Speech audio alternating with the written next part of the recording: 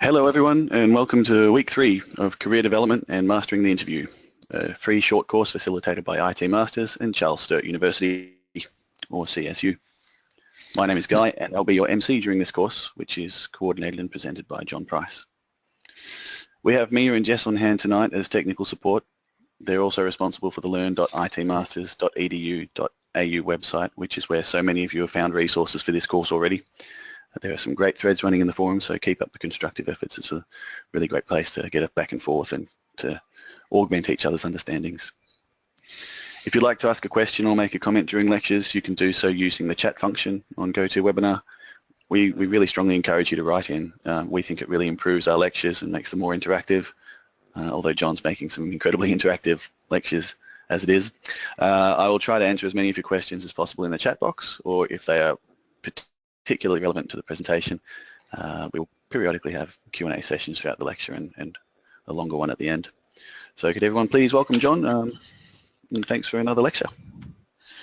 Thank you very much, Guy, and welcome everyone. Welcome to webinar 3.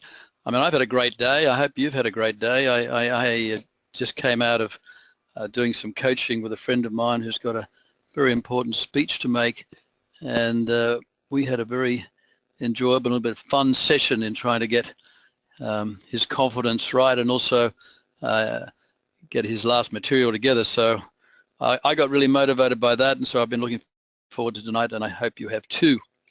So here we are. This is webinar 3.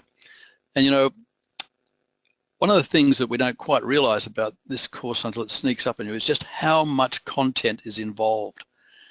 Because we're endeavoring and realizing the limitations, we're endeavoring to try and make a workshop environment out of a webinar.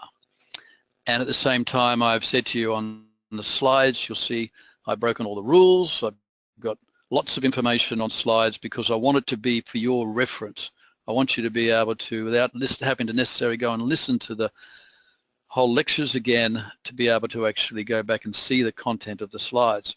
So I thought of starters for this week to help everyone, and particularly some of those perhaps who have not been able to catch up on all of the sessions yet, that I would do quite an extensive recap, and I'll do it again next week, just so that you get the picture of why it's been important to learn along the way. You might recall that, you know, in our session last week and the week before, we covered quite a wide span. Look at that, the wheel of life, developing the career plan, character strengths, developing, implementing congruent, realistic goals. Look, rather than me just go through these on the slide, let's just look at those one by one. You know, the wheel of life, why did we do that? We did it so that we could put a framework that we could say, look, this is our life and our careers fit into a certain segment of that. And at different times of our lives, the segment size will change.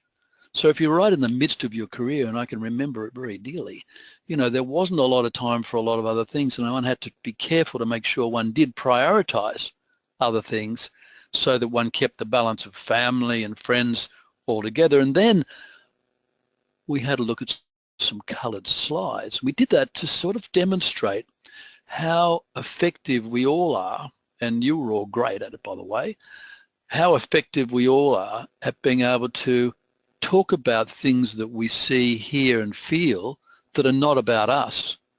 And so you all selected one of these and you described it and you got it right down. You found metaphors, you found memories that you were able to grasp onto. But then we realized that in being able to describe our own strengths, in particular character strengths, it's not that easy, because some of us are more, shall we say, humble than others. Some of us are not necessarily recognizing our strengths. So we said, what tool can we use to help us with that? And we chose to go to the VIA site, which happens to be one list, not the most comprehensive list. I remember one of the participants said, what about loyalty? It's not in here. And I thought that's a very good one that would be on another list. And so add it to this. And with that, I asked you to find ones that were specifically the most relevant to yourself. And you went off and did the VIA free one. I said you don't have to do all the others, the free one. And you came up with those, and I saw on the forum a lot of people posting what they had, and some people finding quite a surprise in what they came up with. Like, I didn't know that I was so forgiving, whatever it was. We then said, well, now that we've got those, we need to be able to integrate those character strengths in our conversations when we're trying to demonstrate something, seek a budget approval to show why we not only have skills in our job, we might be the best project manager in a .NET framework setting, but we need to demonstrate to our bosses that we've got the personal strengths that'll pull it off as well. So I suggested we'll also have a look at Maslow, because Maslow's hierarchy of needs is a useful tool because it helps us recognize where we are at.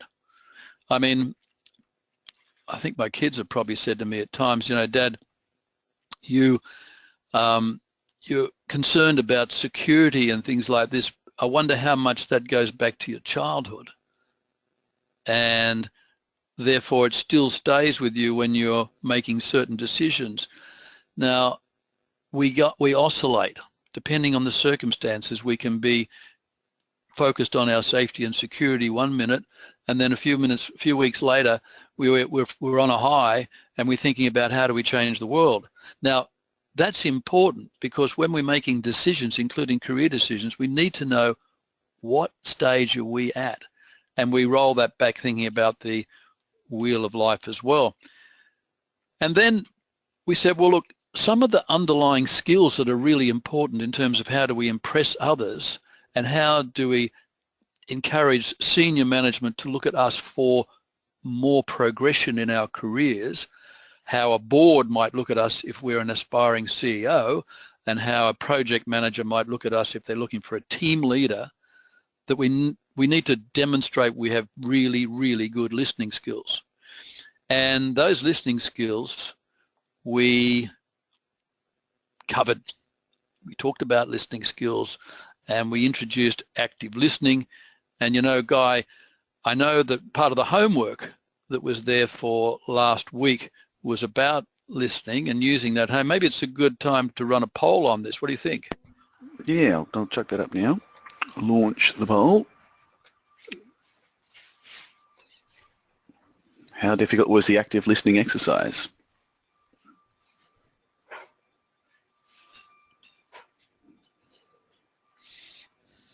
Leave that open for about 30 seconds or 45. And we're getting responses in now.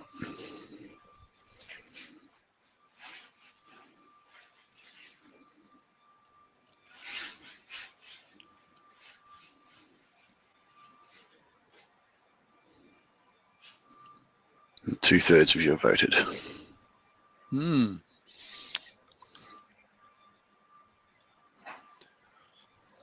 What are we seeing? Seeing an overwhelming majority for good, but need more practice, which is perhaps to be expected. I'll close that now and share it with you.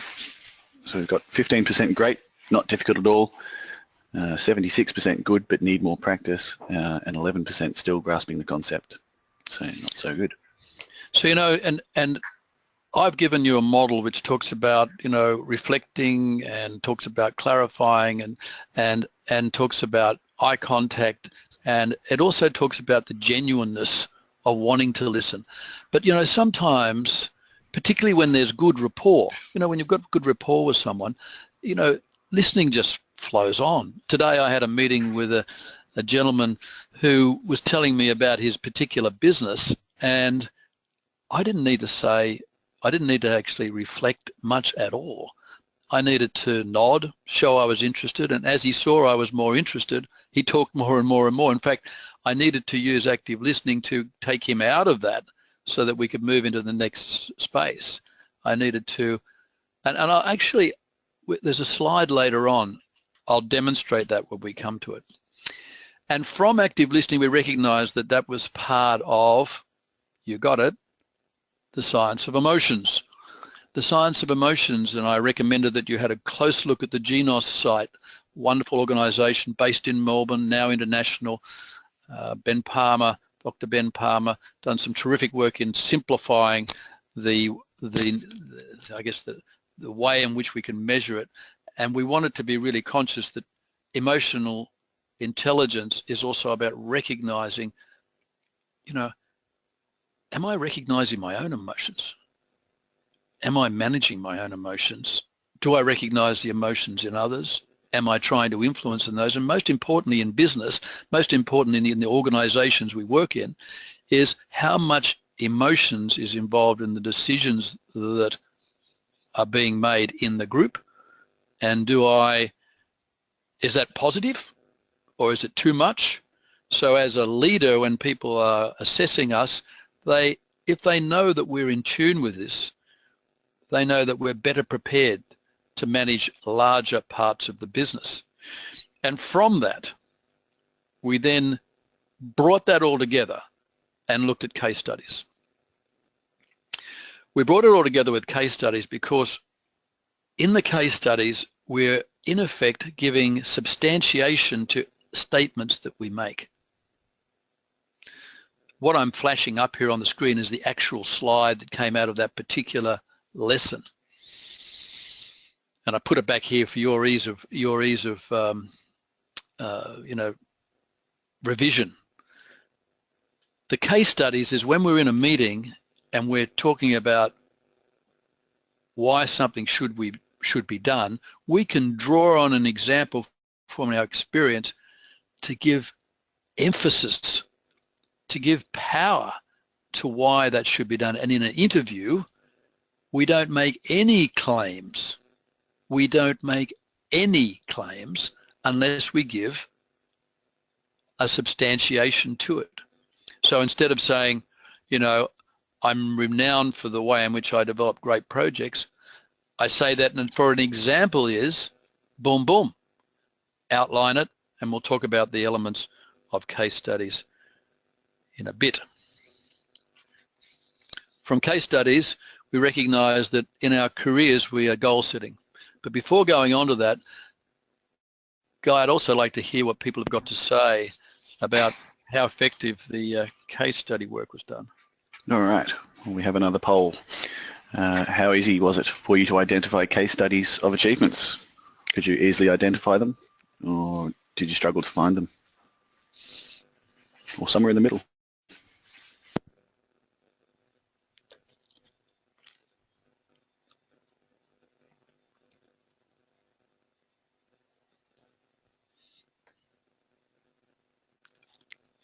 Almost immediately, there were several no responses, struggling to find their achievements. So much more interesting poll result this time, I think.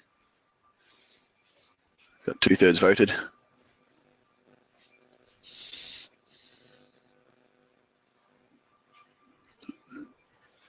Alrighty, I'll share that one now. Now we've got 18% could easily identify their achievements. 53 sort of could, but needed to identify more, they think. And then nearly a third, 29%, struggled to find achievements. Okay, so that's really, really interesting because sometimes we look for bigger things than perhaps we need to look for in terms of achievements. I'd encourage you to look at things that perhaps you don't regard as achievements, but perhaps other people do. For example, do you take for granted punctuality? Do you take for granted planning and preparation? Do you take for granted a thirst for teamwork? Do you take for granted positive competitiveness? I mean, I'd encourage you when you're looking at it to also draw on things that happened in your earlier life, things that might have happened on the sports field, things that have happened in your hobbies, things that you've shared with your children, things that will resonate, such as patience. For those of us who are parents, patience, somewhat required. So, goal setting. Why did we think goal setting was so important? Well, we knew that if we didn't have a goal, we didn't have a path to follow. And we also knew that the goal had to be something that belonged to us personally, not, not somebody else's goal that we felt obliged to do. Now, I know in the practicality of business and organizations that happens a lot, but the goals that we're setting about careers, the goals we're setting about our next step and our step after that, it could be a goal to start one's own business. We need to ask about whether the goal is realistic. How does it sit in terms of the priority of life? Have I got somebody that can coach me? So, with all of that background...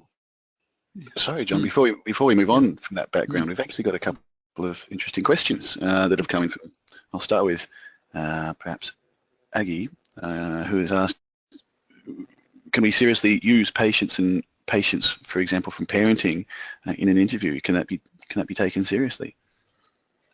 Absolutely, because it's the context in which it's given.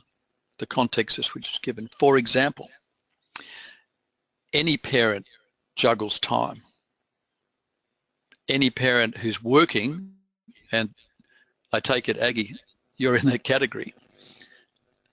Any parent that is working is juggling time and needing to demonstrate patience, and that patience comes, interestingly enough, by having advanced emotional intelligence such that one can switch from perhaps the frustrations of the day at work or just the timing of getting home on time to fulfill family obligations, to then have the patience to take a big deep breath and be with the children for that period of time.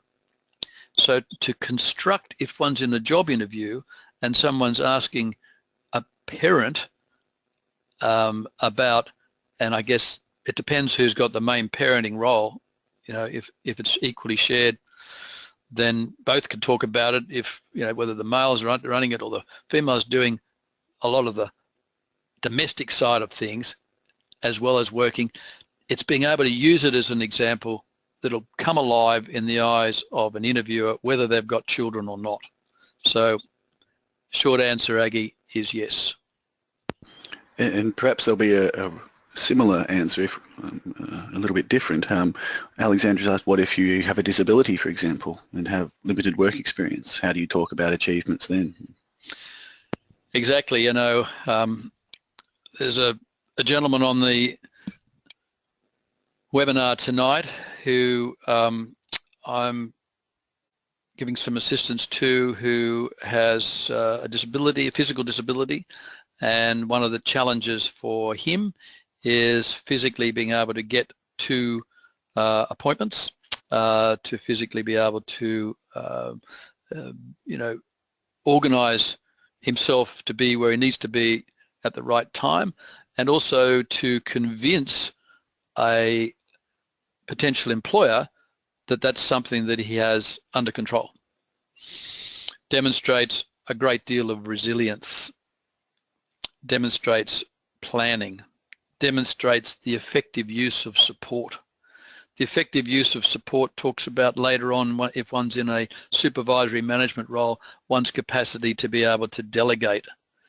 So having had the experience of managing to the best one can, that disability, that can be turned into a very positive, strength-based response in an interview, Alexander.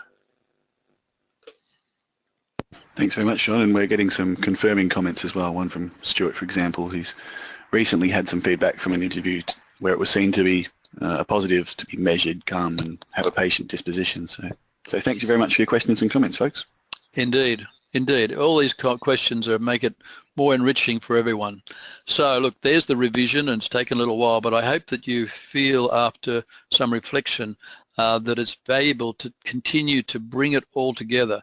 I'm a great believer, certainly in a training environment, that, you know, to not just brush over things and assume that everybody is there. So hopefully that is helpful, and let's move on to last week's homework. So last week we had quite a bit on the homework list, and hang on, where's that? Homework, here we are. We had quite a bit on the homework list. We had 2 case studies to prepare, practicing the active listening. We've checked in on that. Practice open-ended questions, reflective questions, reviewing the Genos Intelligence website, rewriting your resume, including that word picture and the case study references. Now, I don't have a poll on this because we're conscious of time. We've got a lot of material to get through. So I hope that you have all had a crack at this. I hope that in particular you have rewritten the resume section, because that's a tool that you can use in real time.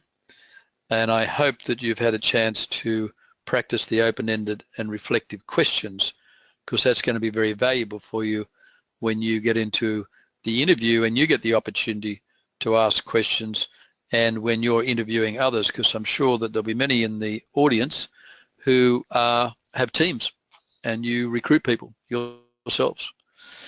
So, Guy, if there's any questions on the homework, I'm happy to answer them before we move into this week.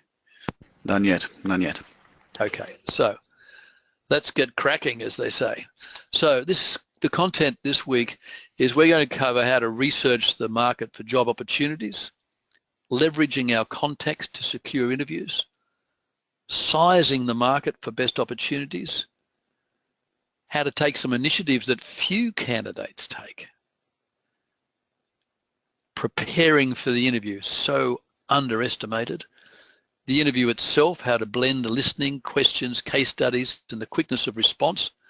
And we're going to have our first practice session of you answering questions in a simulated interview, and we'll be using the 2-chair technique to do that. So I hope you've got another chair by the time in another 10 or 15 minutes, by the time we get to that, I hope you've got another chair, another way in which you can sit somewhere else very close if you've got headsets on. I tried that the other day, and that was a bit of a disaster when I realized that when I was practicing to see what you were going through, and I forgot to take I put the chair too far away, basically. So not pretty. So here we go. I made the comment once before that I think sometimes some people spend more time researching their new mobile phone than they do in researching the job market. And I was talking with a chap that I'm coaching at the moment who runs a startup, and he was, questioning whether or not the startup was going to be successful and what was his plan B. And he was oscillating about what should he do. And I asked him, if he was going back into the job market, what is the sector of the marketplace he would really like to be in? I mean, would he like to be in the finance sector? Would he like to be in the not-for-profit sector? Would he like to be in the renewable energy sector? Would he like to be in the tourism sector? Whatever sector it may be. Would he like to work for government? Would he like to work for universities? Would he like to? We all have an opportunity, rather than just looking at the jobs that are presented to us that come through the social media, that come through the various recruitment sites that are advertised in the newspaper, that come to us through our personal networks, to say, hang on, I want a framework. First of all, my preference would be to be in this industry. And then I say to myself, well, what are the skills and competencies and character strengths that would help me orientate to that market scope? If I wanted to be in the events marketplace, if I wanted to be someone that actually helps support through my technical prowess and also be in the vibe of that marketplace, I would probably want to be prepared to work in a very fast-paced environment. I'd want to be in a place where there were lots of people who were pretty outgoing, and I want to be happy to be in that space. I want to be with people who like to project manage on the go. And then the next point is most important. In a way, we don't like to think of ourselves as a product, but in this context, I want you to think of yourself as a product. I want you to imagine if you were marketing a product and you said, how can I get to market? I wouldn't be too sensitive about covering all the bases. I'd want to know, show me what I need to do to get to every market segment we can. I'm coaching the owners of a very, very good cafe at the moment, and they have grappled from time to time with just how much emphasis they put on social media marketing versus direct marketing to a audience that isn't engaged with social marketing as much. In other words, the age demographics. And I want you, I'll put it a different way. I request on my bended knees that you start a journal. You start a journal that maps this out. And if you're past the stage of ever having a book, a written book again in your life, by all means use the computer. I happen to like a nice journal that one can refer back to. And in that journal, you would write down the market segments that you want to focus on. And then within those market segments, you would look at what companies, you would look at all your personal contacts. You'd look at the social media and the print-based job advertisements. And you would be writing down where you're going to focus your energy. And you do all that. But you'd keep a record of it. And then in the journal, you'd keep a record for every job that you applied for, including all the jobs that might come to you through your personal network. Who made the contact with you? What was the date? What was the position? What was the follow-up action? When did you get the interview? If you didn't, why do you think not? So that you've got a means of coming back. But you know what? It's more than that. It's more than being diligent. It's more than being well organized. It's about looking after your morale. It's about looking after our morale. I had countless times talk to executives, including very senior executives, who'd not applied for a job for years. In fact, they'd been tapped on the shoulder for the last 4 positions that they had. In other words, they'd been invited. Remember that case study where we did, I think it was Marie, who was invited by her boss to go with him and take on a new role.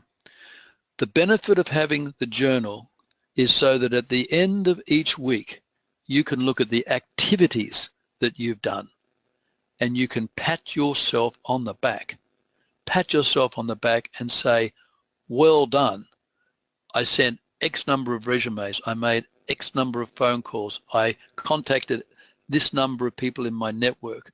I reviewed the organizations in this sector. Because sometimes we're doing activity that doesn't end up in a result. And it can become quite demotivating unless one has a reference point to go back to. A reference point that says, look how well I've done. Of course, good old LinkedIn is a great way to get information also on the individuals in companies. And in looking at the next steps, the research into the organization and key people, it's like intelligence gathering. Think of it in almost like a MI5 ASIO intelligence organization where you're gathering all this information, military intelligence, whatever it may be, market research.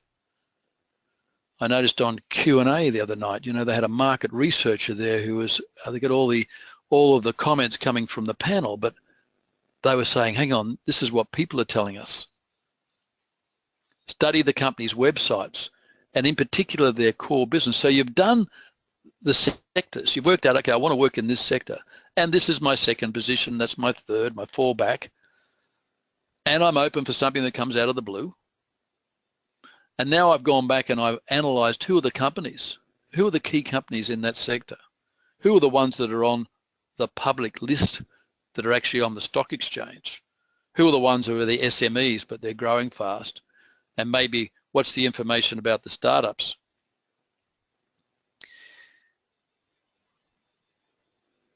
When we're doing this, we're also preparing ourselves for the nature of the questions that we're preparing for the company when we are interviewed. And depending on the seniority of the role that we are looking at and appropriately, the questions will vary. But to help you look at a schema of a whole range of positions that are out there in the broad IT and IT influenced environment, I've gone to the ACS Foundation, which is a wonderful charity organization that's principal objective in life is to bring more talented people into the IT sector by way of work integrated learning scholarships for students at university. It's been so successful, there's over 6,000 scholarships have been raised, and the companies that provide those scholarships, they do so by bringing people on board. They don't pay them, it's paid by the ACS Foundation. They make a charitable donation and the foundation administers it, and the students are not obligated to stay with the company, whether it's 3 months, 6 months or a year. The employers are not obligated to keep them, but let me tell you that when they find someone they like, they try to keep them and they give them part-time work after their scholarship. So the foundation has done some research, and I'm going to run through for you very quickly, because this material I'm going to give you now is for your reference. So I'm not going to dwell on it. It's for your reference. And here we go. I was going to say, by the way, it's predominantly, like the foundation's predominantly aimed at students, but this is not, these sectors are all about jobs across the whole industry. And the ACS Foundation, you may want to have a look on the website of that. Dear friend of mine, John Ridge, runs this organization and has done so for many years very successfully. Here we are. Now here's a slide that hopefully you can read, but I've got each segment broken into the next slides, and you can see across the content and design, technology services, product development and business services, a range of roles. I'm not saying that these are the only roles, but here's a range of roles. And in the center, of course, is the senior roles that are IT oriented, the Chief Information Officer, the Chief Technology Officer, and their direct reports, the IT managers, development managers, enterprise architects, business development managers. Each segment is here.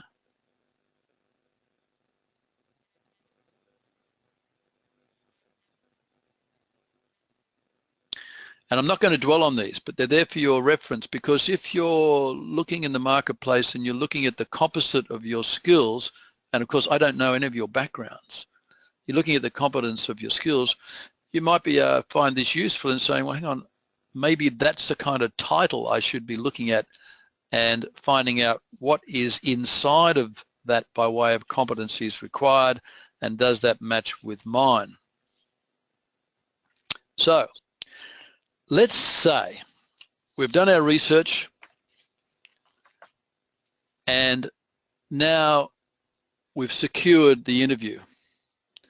I did want to make one other comment, and that was in relationship to a situation when we want to get information about a company and it's not advertising any jobs, but we've researched it and we'd like to make a direct contact. This is what can differentiate us from other candidates, because other candidates may not go to that extent. They may, in effect,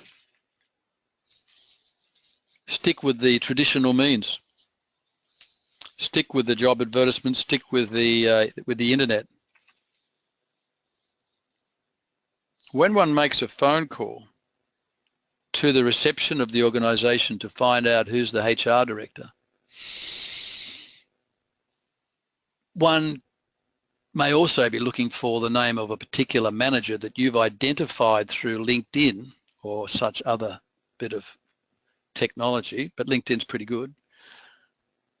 But you can't find a phone number and you'd like to put a phone call through.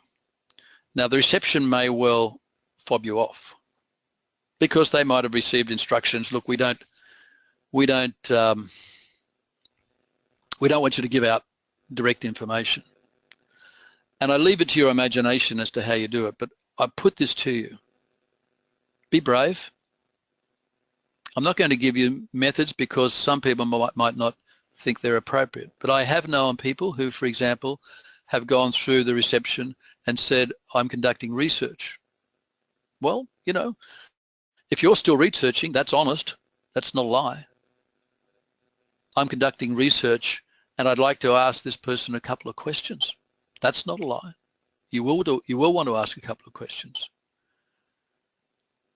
For more senior people, the network, it would be quite important to have a referral to an individual that will enable you to get to speak to the right level in the organization. But for most other roles, we're talking about a HR director, HR manager, and the key line manager in the group. In this session, we could run another program on how to just influence by getting through the phone. But once we've secured the interview, we need to consider physical aspects of ourselves, the timing, the research that's done, and the questions during and at the end of the interview. And we need to study the job description. And before we get to that, sorry, John, I reckon it's a good time for a couple of questions that have come in. You know, we've been speaking about, you know, where to focus your attentions, but we've got questions from both Craig and David about people with a mix of skills, or in Craig's parlance, you know, a jack of all trades and not really a master of any. Craig, for example, has been employed in a number of positions in different areas that require different skills, and he's wondering, how do you sell quite good at everything but not an expert at anything? And David's wondering whether it's more difficult or less difficult for those with a mix of skills to find new jobs or careers. Good questions, and it often happens that, you know, it's, if you might say, it's if you've been a systems architect in training and then you follow that direction, that you could easily, if you like, define the job descriptions versus if you've got a range of skills. And, you know, typically speaking, it's the medium-sized and smaller organizations that are more open to the blend of skills. And it depends what they are. I'd like to bet that with Craig and who was the second person? David. Craig and David, that there'll be some emphasis in your background. There'll be something that you personally orientate to more, and that's where you'd put your emphasis. But I'd suggest that the places where, if you like, when you start a new business, you've got job descriptions that are as long as a piece of string. And so, because you can't afford to hire all the people you want to have. And so there's a tendency for those and the SMEs to be more open to that. So, but thank you for those questions. So when we've secured the interview, let's think about the study of the job description. You know, it's amazing how a lot of people go into interview and they haven't really focused on what were the key elements of the job description in advance, and therefore how to orientate their case studies to make sure that they're in a position to answer specifically what the interviewer wants to hear. And was there a personal profile in when when you've got the job interview and they send you the job description, or the job descriptions on Seek or somewhere else, and there'll be a person, what I call a person specification or candidate specification, or a person profile. That's where you can home in on your character strengths that relate to that, so that when you're in interview, you're answering the question specifically as to what they've written. It's a compliment to the company that you've read what they've asked you to read. And we prepare ourselves physically.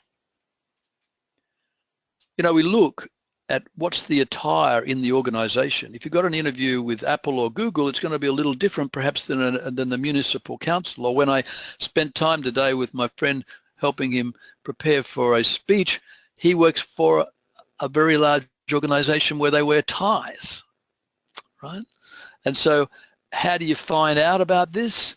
Well, at the time that you get the job interview and you're on the phone, you ask the question, what's a typical dress in the group? And if it was Google, you probably wouldn't front up with a tie and a coat on. But if you had a doubt, you'd dress up more, not dress down, if you had a doubt. And the use of jewelry, excessive perfume, aftershave, flashy ties, etc., I'm suggesting to you that you keep it modest. And timing. Be early by 15 minutes.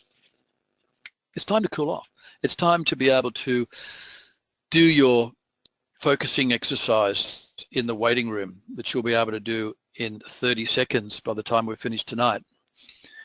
You allow for the contingencies on the day, transport problems, and you make sure that in maps you know exactly where the building is so that when you get there you're as relaxed as you can possibly be and feeling prepared, ready to walk into the interview in a confident fashion. So if we have to think about preparing ourselves at a mental and emotional level, there are some techniques. I'm going to show you one tonight. And this is one that I'm sure many of you use in some way, shape or form. And I'm going to walk you through it, and we're actually going to practice it. And if you have a quick read, but perhaps it's easier if I walk it through. We know that there's a stressful event coming up. It doesn't have to be an interview. We sit comfortably. We close our eyes. We take a number of deep breaths, exhaling more slowly than inhaling. Then we allow the mind to drift to a peaceful place. So that peaceful place is one that you have defined. I know exactly where mine is. It's a place where when you go there, for you it's relaxing. It could be an online game. It could be imagining you're driving Maseratis around the room. It could be a beautiful place by a river. It could be a peaceful beach. Wherever that place is, it has to be a place that when you go into it, you think, I feel more relaxed than when I'm out of this place.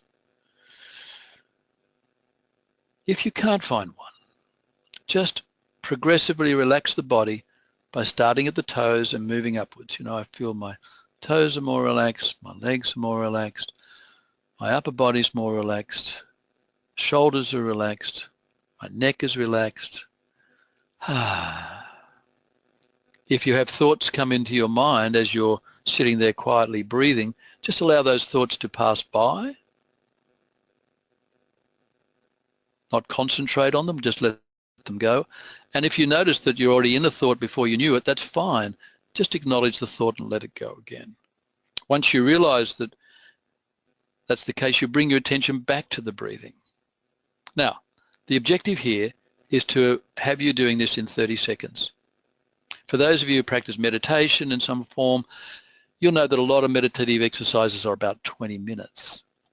Well, 20 minutes is great if it's in our kind of relaxed phase out of work, etc. But when we're in work, where can we grab 20 minutes unless you happen to be in a enlightened company that's got a room that allows you to do that? But let's say we don't have that, but we can find 30 seconds. If I had a poll, I bet that I'd get 100% of people saying, yes, I can find 30 seconds. So I'm working on the principle that you're happy to do this exercise with me. Let's start. We're going to take about a minute. I'm going to walk you through it just so that you've got it quiet. I know time's moving on, Guy, and we will go over a bit tonight, but I think this is an important thing to do. Deep breath, sitting comfortably. Allow the attention of the breathing to come to the tip of our nostrils. Allow the breathing to get deeper. Allow our mind on one of those breaths in to drift to a place that we find very relaxing for us, and if not, just stay with the breathing. Keep the attention of the breathing on the tip of the nostrils, in and out, feeling very, very relaxed.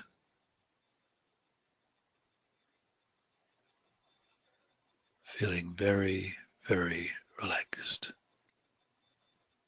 Breathing in and breathing out.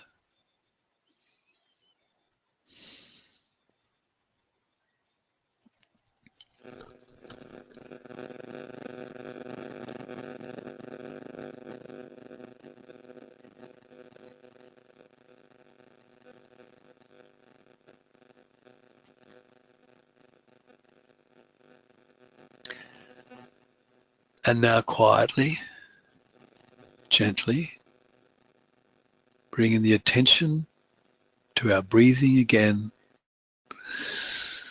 Allow ourselves to take 3 deep breaths. Have a little bit of a stretch and open the eyes. I'm not going to debrief that. I'm going to work on the principle that you'll practice it, that you'll apply another technique that you know. But if you have, whatever your technique is, if you can find one that you can do in 30 seconds, and you can have that prior to interview, in the waiting room, on the bus getting there, probably not in the car driving. Sorry, Guy, dad joke. But yes, we don't condone meditating while driving at IT Masters. Okay. If you can do that, then you will find that you will be composed. You'll be just more composed, able to hear the questions, greet the people, etc. Now, it's important that we look at the types of questions that we should prepare for. I think it's really valuable if we have prepared some questions or comments, observations from our research. Now, I know there's a sort of public view that sort of banks aren't all that exciting, but I think the poor old banks get knocked around a bit. Imagine the position is with a bank. Could you imagine making a comment such as, you know, I'm really interested in the creative way the bank's name is engaging with customers during the social media presence, or including their social media presence on Facebook. Could you imagine if it was a distribution and logistics company making the comment, you know, I'm really fascinated by the IT systems that support the business as you've set out in your 2016 annual report.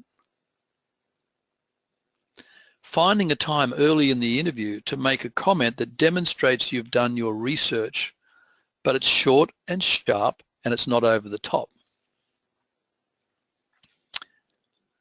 I was very impressed with the company's commitment to research and development as set out in the annual report. The corporate social responsibility, partnerships of the organisation, their name, including, for example, seem to demonstrate the strong community values of the leadership team. There's just 4 examples. You can think of a whole lot more. But if we consider enhancing that composed position we want to be in when we get to interview, part of that comes from knowing how we're going to meet the interviewer. In some cultures, direct eye contact is actually not what's applied. And you don't know until you walk in the door and see what the interviewer is like. So you might find an interviewer who doesn't give you direct eye contact as much as you'd like. But in the main, I'd encourage you to give direct eye contact. And if you find that difficult, just pick a point on the forehead, just between the eyebrows. And if it's, if you get a bit sort of nervous or distracted by looking actually into the eyes, if you focus your attention there, you will look like you're looking into the eyes. And in fact, you will be picking it up in your peripheral vision. A warm smile. A smile goes so far. And the handshake. Once again, there's some cultural issues at times. I don't need to explain these to you. At times, it's difficult when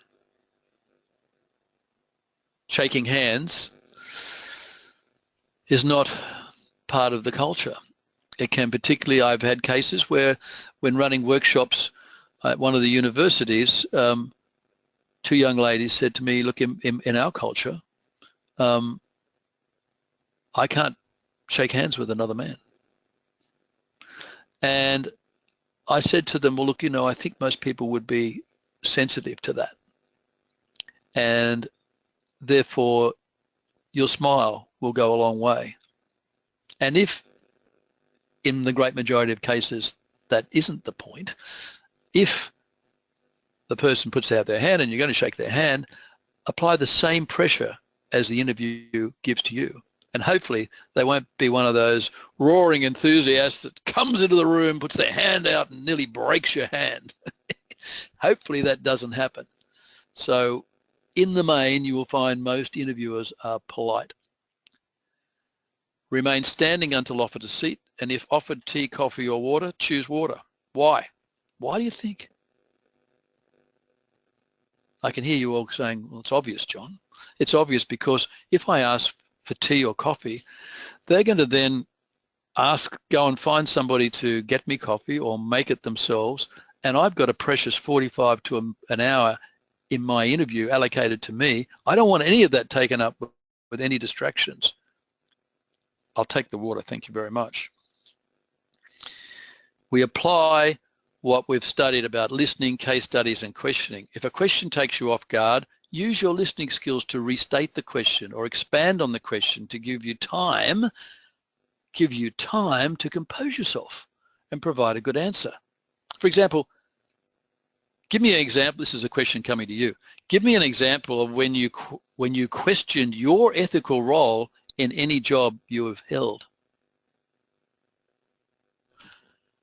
That would probably cause one not to have an immediate response.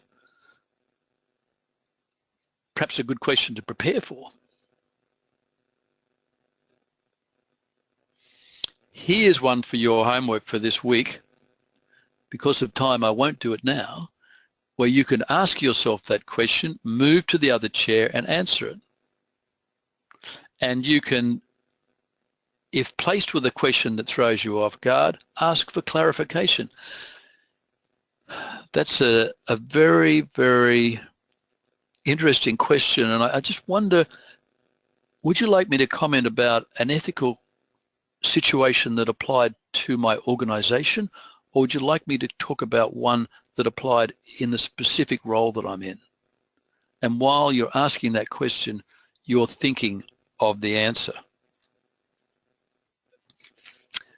And remember, when we face the situation in interview, that we want to recognize what the interviewer has asked us by giving feedback.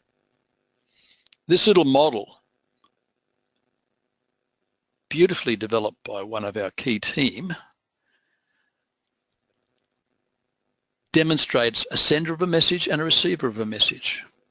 You saw this in a much more rudimentary drawing in the video that I did for you. Frank and I did.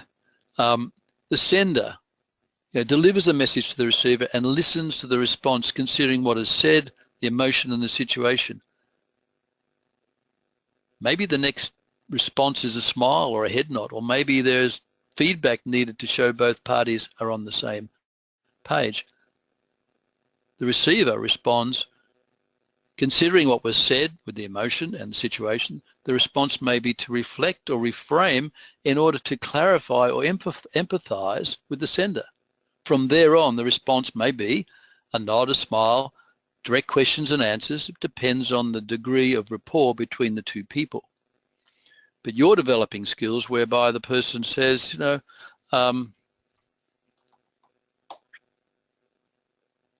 the subject of team management is one that I've spent a lot of time on. You know, Bill, Mary, what's your view about team management? Your response may well be, yeah, team management sounds to me like it's been a subject that you have spent a lot of time on. Maybe I could share an example with you of where team management really worked in my case. May I do that? That's a method of taking and blending some listening with a question. And when, boom, boom, do you like that, Guy? I mean, I've got no skills in this, but I just had to do one before this series finished. So the job description is defined, and our role as a candidate is to meet that job description, but if we can expand on it, if we can offer more, then we should do that. We should be in a position to show that our value proposition is more than the job offer, with the one caveat, and the one caveat is be a little careful that one doesn't enter into that zone where those awful words of being perceived as overqualified for the role. So there's a certain sensitivity in terms of how you would phrase the sort of extra information you give to demonstrate. And you could do it with a case study that doesn't overplay yourself. So we're now at a point, and I realize it's nearly 8 o'clock. We're now at a point that I want to engage with you to actually pretend that we're in a workshop. I'm going to ask you some questions, and I'm going to ask you to be in the chair of the interviewer, and you ask the question as well.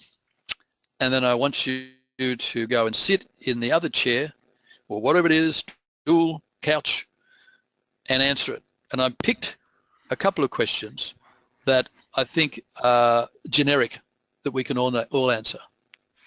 Sorry, John, just before we do get to that, I know it is late, but we've got a question that's particularly relevant to this slide. We've had a question from Francis that's actually been sitting there for about 10 minutes, and I thought I'd leave it. How do you deal with the statement, you are overqualified for this role? Francis asked the question, I take. Was it Francis? That's right. Francis, thank you for that question, because it does come up, and quite often it won't come up as directly as that. Unfortunately, it'll be in the feedback that you get later on, and unfortunately, some interviewers and some companies use it as a generic to eliminate a candidate when there are other reasons, and they hide it behind something like this. But the challenge is to actually convince the interviewer about the time in life. If one is overqualified, I'll give you an example. Entering back into the workforce as a mature age individual, let's say one is entering back into the workforce, I'll pick a number, so don't hold me to this number, let's say it's over 50, right? And I know there's a few people on the webinar who are in that beautiful age group. I'm pleased to have you join me. But often it'll apply, you know, you seem overqualified for this position. And then one is able to talk about motivation. And in the over 50s group, quite often the sort of response that can come is, look, I hear you saying that, but I just want you to understand that I'm at a stage of life where I've made a number of achievements, I've held a number of more senior roles, and I actually don't want to take on that level of responsibility in this next phase. I want to have a role which is defined, and I can actually apply my experience, but I can also be available to mentor and help other people that are on the team. I'm a real team player, and I've demonstrated my real team playing in the following situation. I hope you can see that that's actually an authentic desire on my part. Now, that's case one. Case two may be that one is still looking for the senior role, still looking for growing the career, and so one has to modify that. And you know, if we reflect back on Maslow, if we reflect back on life, the diagram of our wheel of life, and you start thinking about, well, if I was in the interview as chair, what would convince me that I was genuine about working in this role that I appear overqualified for? If one's applying for a role in an SME, small to medium enterprise and or startup, the chances are it's going to be more accepted.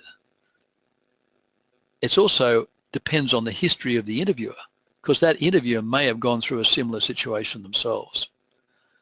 In the time available, I'm sorry, that's the best I can do. No, thanks, John. So there's a few other questions, but I think we'll maybe get them to post them in the forums. I think we are running short of time. Sorry, folks. Well, if we could poll later on, people wanted to stay on, I'm okay if you're okay. Great. So let's try these questions. So the top one I've eliminated because tell me what attracted you to apply to this position. It's a bit, you know, you'd want more information. Well, what's the position? And the position is going to vary dependent on each particular case of the attendees to this webinar. So the next two are quite generic. So let's look at the second question. Outline some of your key strengths that are relevant to our company. Now, each one on the webinar has put some degree of energy into analysing their strengths through the VIA Me page. And so I only want you to think of 2 strengths. So sit in your chair, turn around, face the other chair. Now, and I can't, but Guy will manage the time. We'll allow 3 minutes for this guy. Now, okay. Yep. So now ask the question, then get up and move to the other chair and answer the question. And as you're answering the question, be more, just listen with that other voice to how it sounds. Off you go.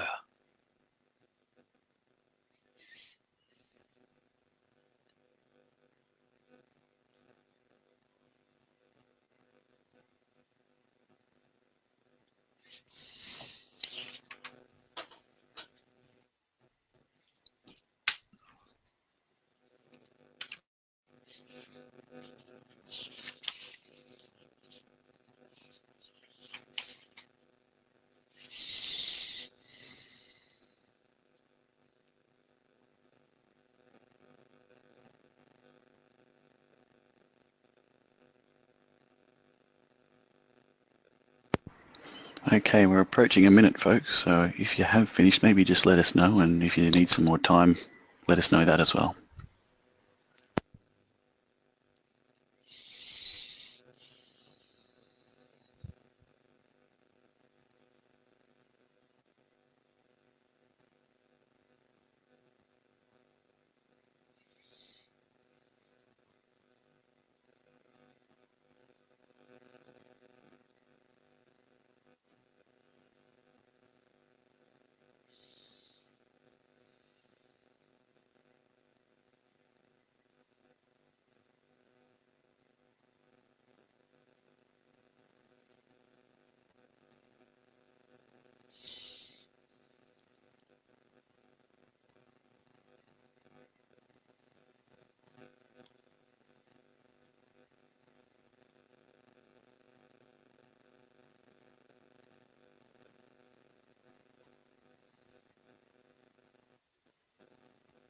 Approaching 2 minutes now, so again, if you need some more time, just let us know.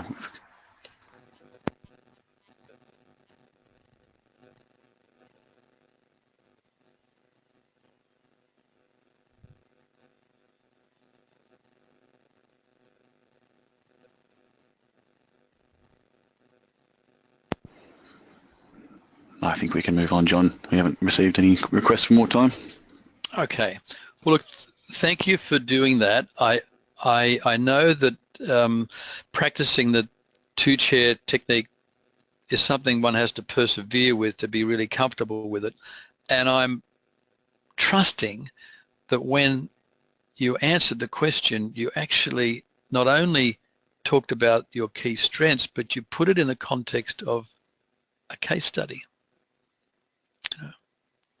One of my key strengths is perseverance. One of my key strengths is creativity. One of my key strengths is whatever they are. And I demonstrated that in,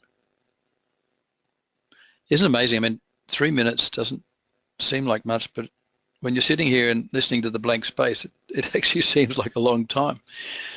I'm not going to, because of time, cover the describe a situation in your career. So far there's demonstrated firstly initiative and secondly perseverance, but I would ask you to incorporate this as part of your homework, because that's a very good question you may be asked of a similar nature. And here's a question that I've used in interviews for years and years and years. It may be 4, it may be 3, it may be 2 people, but I posed the hypothetical situation. Imagine I had 4 people who had past experience with you as a direct report and was a direct report to you, a peer, or you reported to them. What would be the confidential word picture each would give of you? Now, for some people, that may require a clarifying question back to the interviewer, in which case, get up from the chair, sit there, have the question asked, then get back, ask the clarifying question, then go back and then answer the question. You'll find it very revealing question. You could be asked something similar to it in interview. And of course, there's this question which a lot of people dread, and that is, tell me about your weaknesses.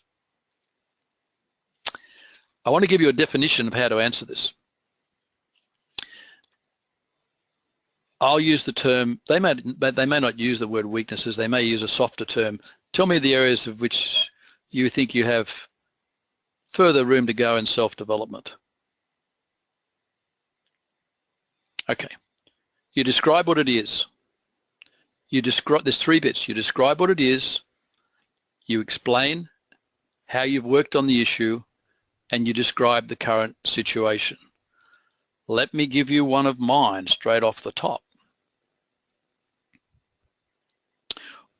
One of the areas I've worked on for self-development, and some people may refer to as a weakness, is that in the years gone by, I used to take on, if you like, too many things. I found it very difficult to say no. And as a result of that, I would find myself in a situation where I'd be hitting deadlines and have to work incredible hours to achieve it all because I was determined not to drop the ball. And I've been working on that. And over time, I've actually developed ways of being able to say no nicely, and also to postpone for another time.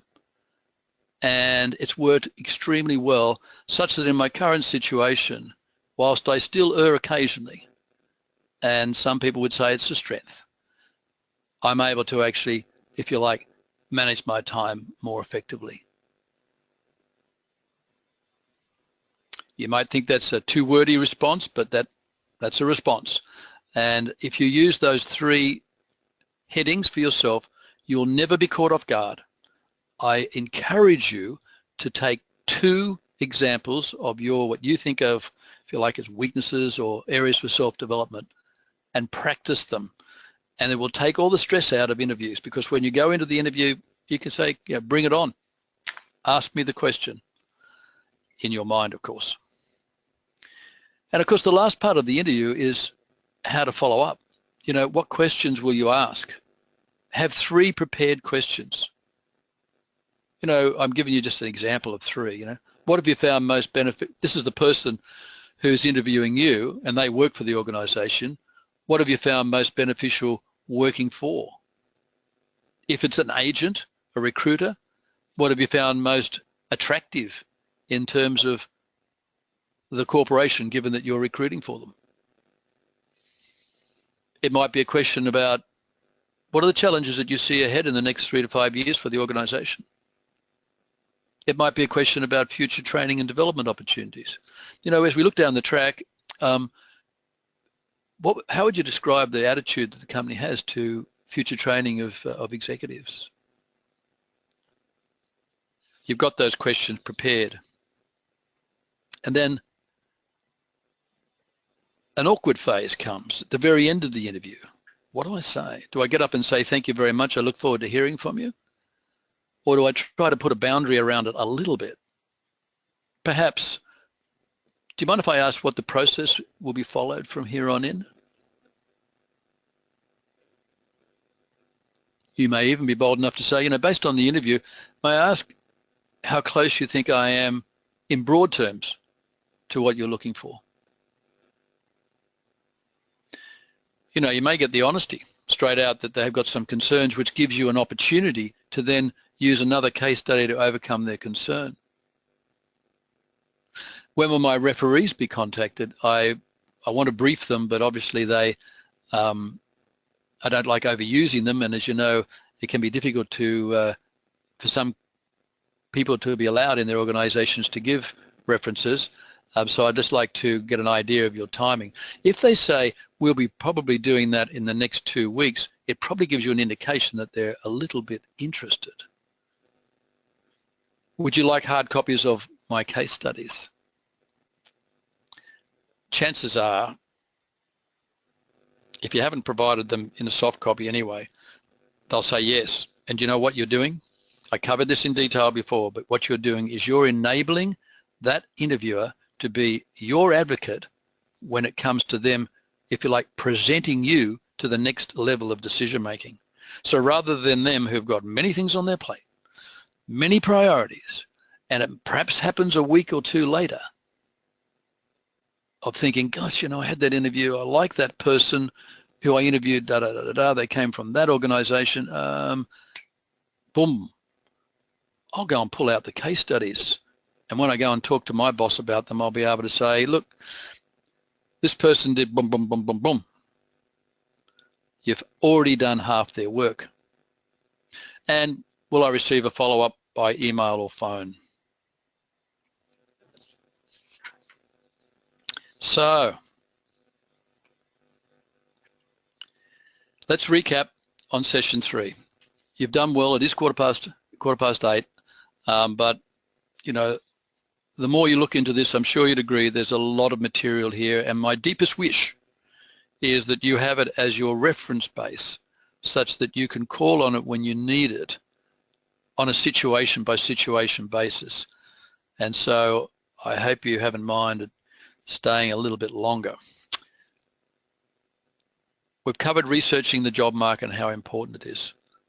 We've talked about the potential of taking a direct approach, contacting the organizations in that market space and talking to the people directly who might have a job. Companies are recruiting all the time, but they don't always have jobs available. In other words, they're not all out there on the site. They're thinking about a position. If a person came along with this background, with this set of competencies, we would hire them. We talked about preparing for the interview, the physical, the timing, the emotional, and the organizational, and the job description and the candidate specification, studying that. The commencement of the interview, our preparedness and capacity to listen and use those techniques of reflecting and reframing and asking complementary questions, expanding on our value proposition so that we stand out a little more than the other candidates, how to conclude the interview and the follow-up. So your homework for this week is, let me go on to that next, I'll come back. The homework for this week is to select a market segment that attracts you and research the organizations, listing them by location. Prepare 2 more case studies and summarize them in a half page. Remember before I've said up to a page? Now I'm asking you to be more concise in a half page. I think it was Winston Churchill who said, you know, I've taken so long to write this so briefly. situation, approach to the issue, outcome, your personal key contributions. That's the framework for the case study. What was the situation? What was the approach to the issue? What was the outcome?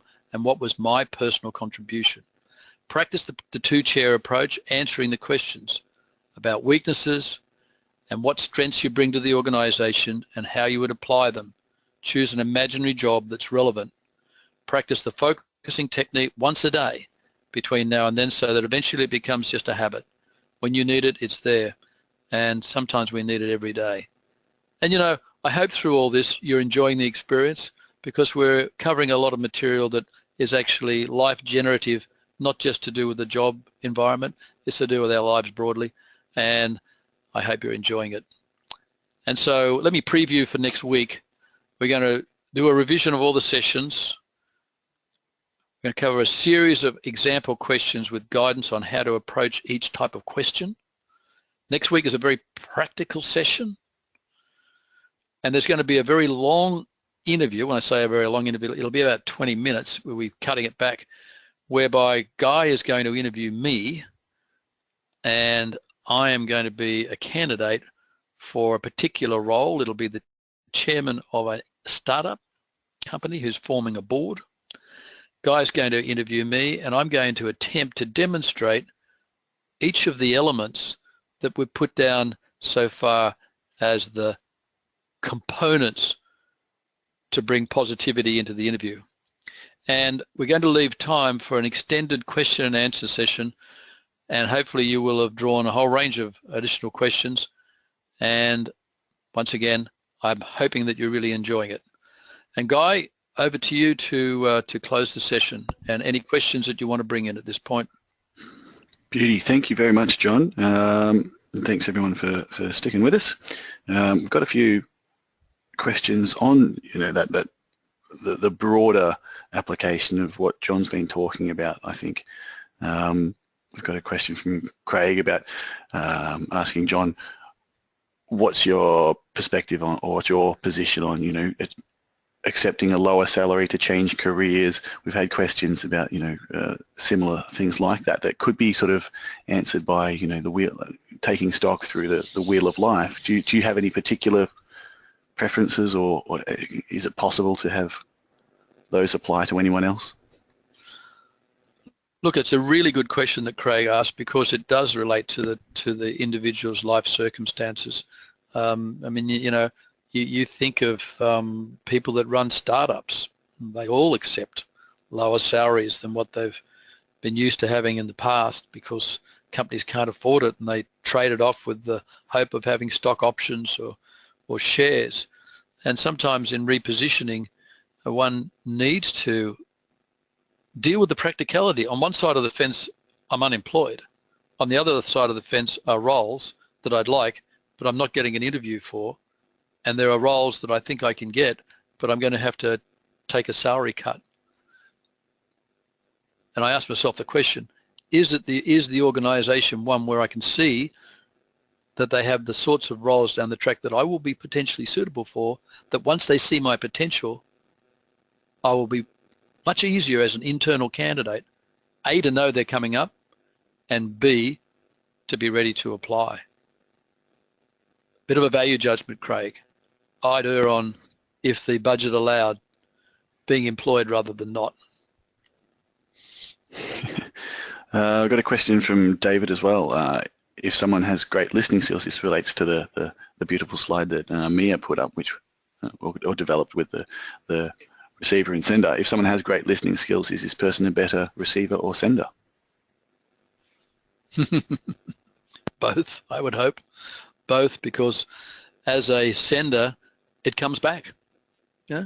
Sender sends a message, the responder sends a message back, the sender interprets the response, deals with the emotion, deals with the facts, comes back with an interpretation and feeds it forward, particularly if one's steering the question. And sometimes when, let's say, for example, a person is going on and on and on and on, one can use the listening as a bridge. It was really interesting what you had to say, about your last three positions, and I could see how your strengths in perseverance and I guess time management really worked. And I wonder how that might apply in this situation.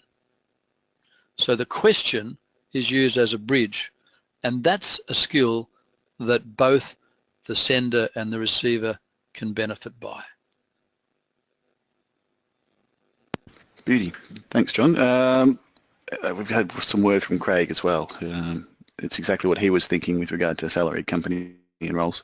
And also, you might remember, folks, that Craig, for the last couple of weeks, we've been discussing Craig having an interview coming up.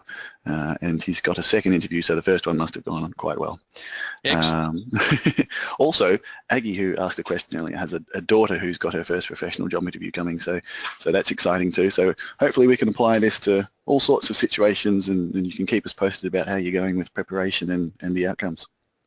You'll be a great coach, Aggie. I'm sure she will. But other than that, that's all the questions we have, John. So I just really want to thank you again for another really interesting lecture. If you have any questions throughout the week, feel free to post them in forums, folks. They're really great. So good night, everybody. Yeah, good night.